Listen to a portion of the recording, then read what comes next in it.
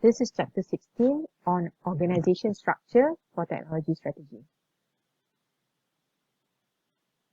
There are 5 learning objectives. First, we're going to understand how decentralization and centralization enhances innovation. Second, we'll understand about the advantages and disadvantages that small and large firms have at innovation. Then we'll understand more about spin-off companies, corporate venturing, and finishing off the chapter with acquisitions. This chapter starts off with explaining the basic organization structure. So there are 3 dimensions of organization structure that affects innovation. The first dimension is its level of centralization. What does centralization mean? Centralization is the extent to which decision-making in an organization is controlled at the top. So if it's centralized, it's top-bottom. The bottom have to follow what the top management has decided. If it's decentralized, it's bottom-up. The second dimension is whether it is organic or mechanistic. For organic structures, the organization is loosely controlled with non-hierarchical communication patterns and unspecialized jobs. So if it's mechanistic, it's opposite of this organic. The third dimension is its degree of resource lack. So how much available or access or underused resources is there in the organization. So centralization versus decentralization, which is better for innovation? This issue has been a debate among researchers, and it has been a debate especially now that we have growth in computing technology, which has changed the nature of communication in organizations. Information technology or computers, the internet has facilitated in communications throughout the organization.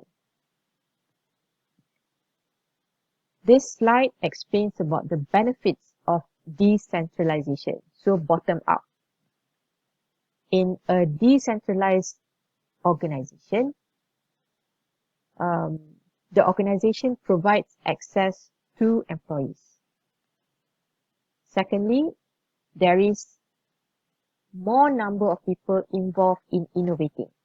They have more power in decision making, for example, and they make more products which are market oriented. They diversify investment in innovation, and also there is encouragement in innovation for non-core areas. In the situation where it is centralized, there is reduced cost of coordination across the organization since the top management decides how much resources is given to teams, for example. Second, the employees are free from operating responsibility. The responsibility is more focused to the top management. Third, there is encouragement of investment in radical innovation for firm-wide gains. So the top management is emphasizing that employees need to do radical innovation so that it will benefit the whole organization. Fourth, top management usually motivated by large-scale innovations, and top management usually facilitates the development of corporate strategy through this innovation.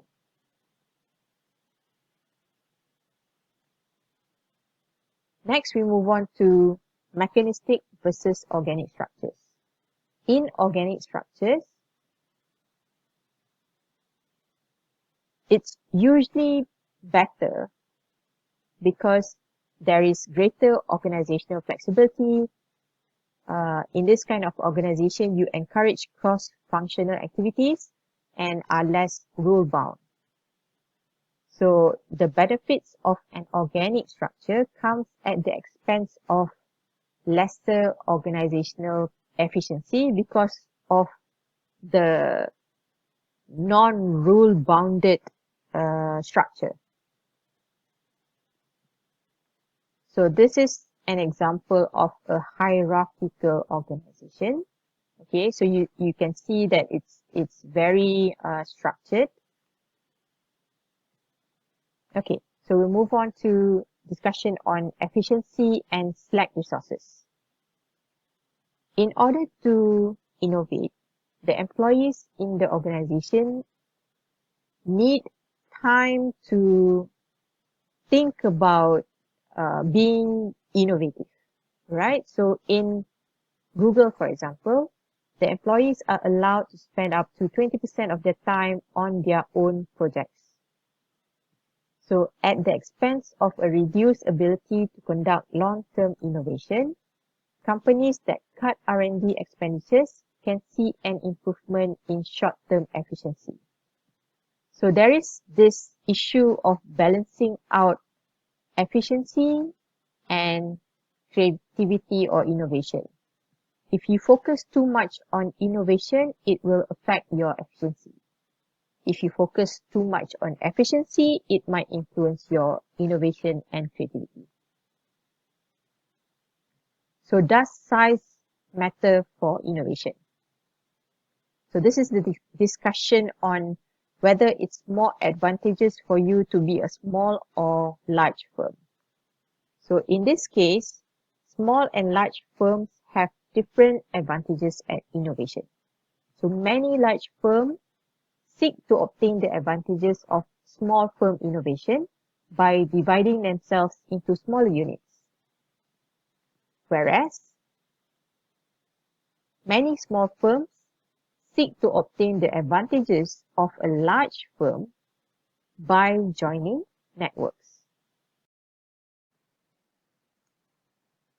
So on the question whether size matters for innovation, past research has shown that it depends on the type of industry that they are in.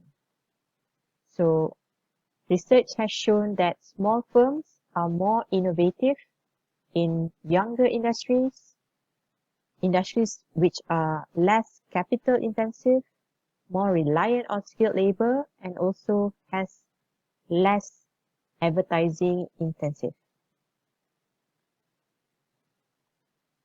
Moving on to spin-off companies.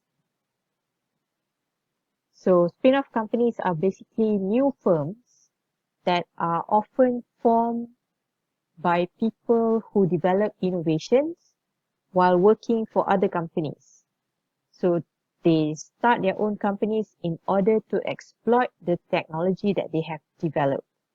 So there's an example here, Robert Metcalfe, who quit working for Xerox and founded 3Com to exploit the Ethernet technology.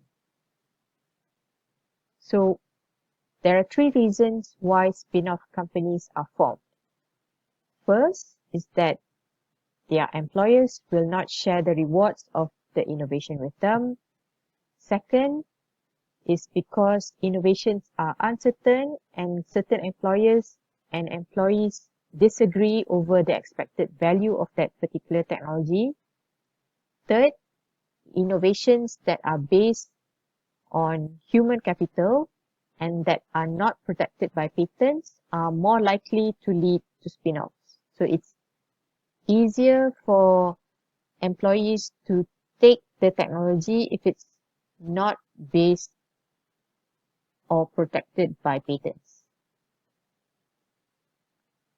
Next, we move on to venture capitalists, business angels, and corporate investors. So who are these entities? These entities are potential partners that can collaborate with companies in order for companies to raise external equity. So in exchange, what the company must give up is basically the stake in the company. So how do these entities, venture capitalists, business angels, and corporate investors decide whether they want to invest in your company or not? So it will depend on if that company is in high growth industries that have a strong competitive advantage, they have a product that customers want, and also they have experienced management team.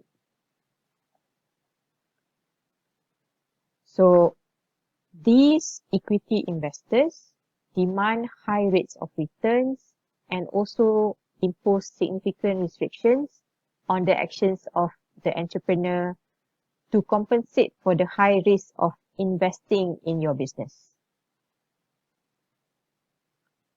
So this is just a description on rates of returns and the different stages of financing. Next, we move on to corporate venturing. So corporate venturing is creation of new businesses by existing organizations. So there are two main forms of corporate venturing. The first one is the establishment of corporate venture capital fund. So this is entities that invest corporate funds in startup companies in return for taking an equity interest in them. The second form of corporate venturing is creation of new venture groups. So this is like corporate units that create new companies under the umbrella of a parent firm.